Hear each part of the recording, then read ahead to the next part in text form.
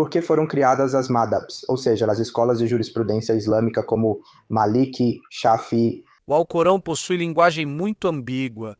Acabei de sair de uma transmissão sobre esse assunto com Ibrahim Khan, que é um ex-muçulmano que abandonou o islamismo há alguns meses. E o que ele comentava é que no islamismo há palavras que podem ter explicações muito ambíguas, e por isso dá muito espaço para interpretação. E é assim que, na tradição islâmica, tiveram que enfrentar diferentes, digamos, desafios legais, históricos e políticos. E isso os levou a diferentes interpretações, especialmente devido ao auge da filosofia aristotélica, que entra, e também a platônica, em certa medida, que passa a fazer parte do islamismo. Porque os textos são traduzidos do grego para o latim e do latim. Chegam às mãos dos árabes e começa toda uma gama de pensadores, desde Al-Farabi, Ibn Rushd e tudo isso, e Ibn Sina, e começam a surgir divergências conceituais sobre o Alcorão deram origem às escolas de pensamento.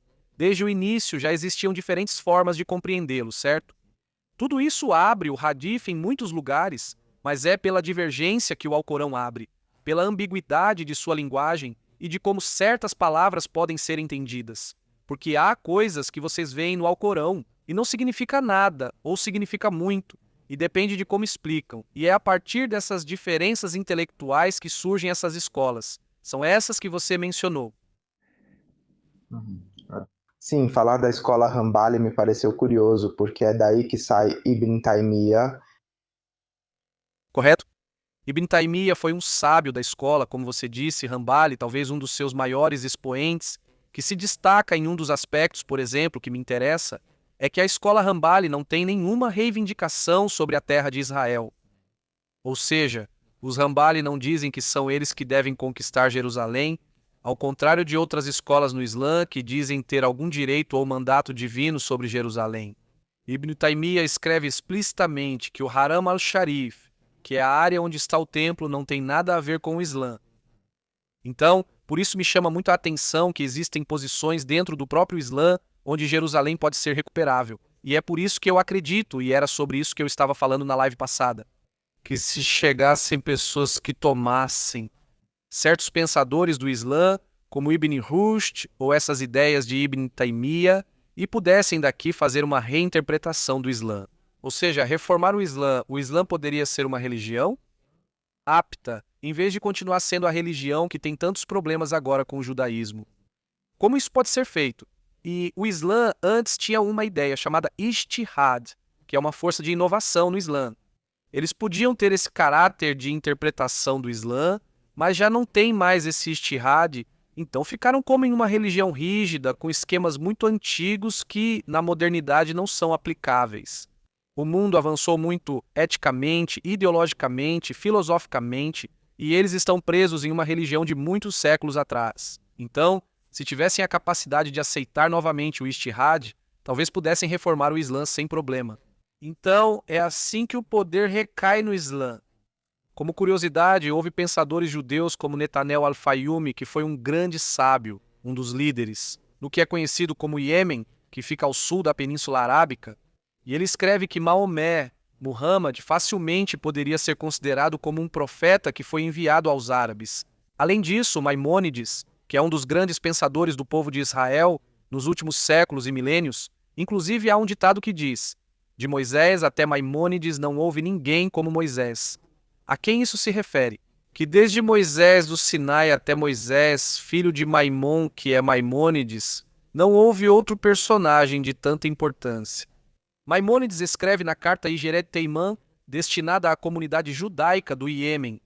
Ele escreve que às nações foram dados profetas, que a Ismael foram dados profetas e a Esaú foram dados profetas. Qual profeta foi dado a Ismael? Alguém poderia abrir caminho para tornar Muhammad kasher, pois isso é um dos maiores incômodos do Islã com o judaísmo. Eles perguntam como não acreditamos que Maomé foi profeta. Pois há fontes que alguém poderia chegar a tornar kasher. Dou outra fonte para vocês. Está escrito no final do livro de Deuteronômio que não houve profeta como Moisés. Não houve profeta em Israel como Moisés. E os sábios de Israel perguntam como assim não houve um profeta em Israel como Moisés? A frase deveria ter sido: não houve profeta como Moisés. Como assim não houve profeta em Israel como Moisés? E os sábios respondem: não, é que nas nações do mundo também houve profetas. Por exemplo, Balaão, que é um personagem que está no livro de Números, capítulo 24 ou 25, que fala sobre visões que tem a respeito de Israel. E ele não era de Israel. Balaão não era, digamos, judeu, nem israelita, nada disso. Mas ele tinha o poder da profecia, ou seja, e isso também é escrito por Maimônides em seu comentário a Mishnah, no capítulo de Sanedrim, capítulo 10, chamado de Perek Helek. Ele explica a Mishnah que houve profetas para as nações e que não-judeus podem ter parte no mundo vindouro se seguirem as leis noaíticas, fazendo uma ampla dissertação. E por isso, a nível de judeu, não haveria problema, entre aspas, em pensar que Maomé poderia ter recebido algum tipo de revelação. Qual é o problema que reside aqui? E por isso a intervenção sobre as diversas escolas do Islã é muito apropriada, porque o distanciamento é que os muçulmanos dizem que a Torá foi deturpada. Ou seja, se eles partissem do ponto de que a Torá não foi deturpada, o judaísmo não teria problema com a ideia do Islã, no sentido de que poderia ter sido algum tipo de revelação de alguma natureza. Mas no momento em que o Islã começa a dizer não, é que os judeus deturparam, porque qual é o argumento que o Islã tem? Dizer que na Bíblia, na Torá, estava escrito na Bíblia original, segundo eles, estava escrito o nome de Maomé. E o que os judeus perversos fizeram foi apagar o nome dele e deturpar a Bíblia para escondê-lo. Mas ainda há vestígios de Maomé. Esse tipo de argumentação lembra o complexo de Édipo, não sei se já leram. É a outra de Freud, mas sobre a mitologia de Édipo, que quer matar o pai para ficar com a mãe, algo assim. O Islã quer matar a raiz de onde veio, porque o Islã veio do judaísmo e também de certas seções do cristianismo. Eu tenho um vídeo na minha página onde explico alguns dos midrashim, que foram adotados pelo Islã. No Alcorão, ao ser lido por um judeu ortodoxo, vê-se explicitamente que tiraram do Midrash e do Talmud e assim montaram o que é o Alcorão. Por isso digo que há muitas semelhanças com a ideia do Alcorão, mas também diferenças, claro. Sobre o complexo de superioridade sobre os outros e todas essas coisas, a violência. São coisas que poderiam ser melhoradas, claro.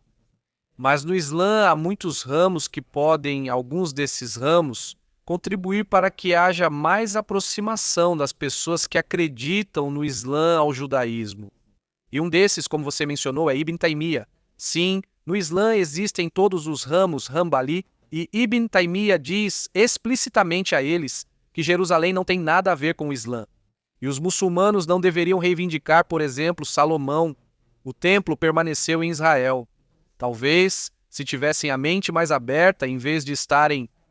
Porque lembrem-se que os muçulmanos, durante um período histórico, tiveram grandes filósofos, Ibn Rushd, sobre a crença, digamos, mais racionalizada em Deus e coisas assim.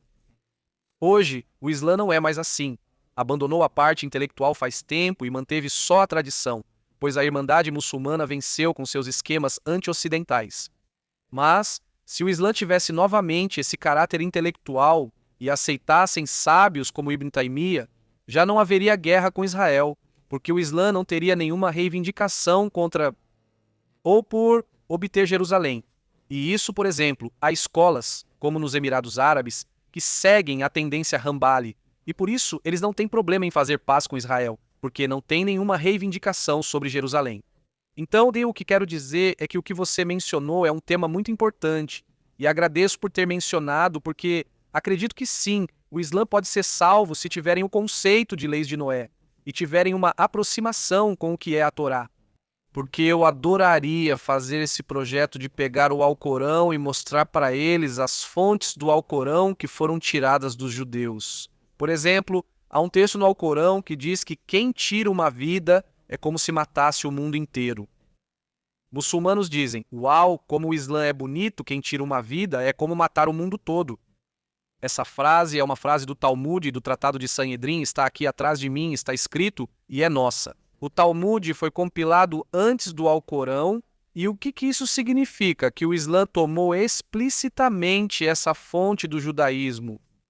Há muito que poderíamos explicar ao muçulmano. Olha, isso que está escrito sobre, por exemplo, no Alcorão, está escrito que Alá colocou a montanha sobre Israel para forçá-los a aceitar a Torá.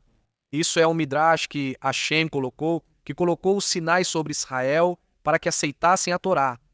Entonces y Mas qual é a grande diferença? Por exemplo, na literatura islâmica, quando eles descrevem o paraíso, por exemplo, descrevem que tem rios de mel, rios de vinho e rios de azeite. O Islã levou isso ao pé da letra. O problema de interpretar isso literalmente é que eles acham que, ao chegarem ao paraíso como mártires, terão rios de vinho e poderão se embriagar, algo impossível na Terra.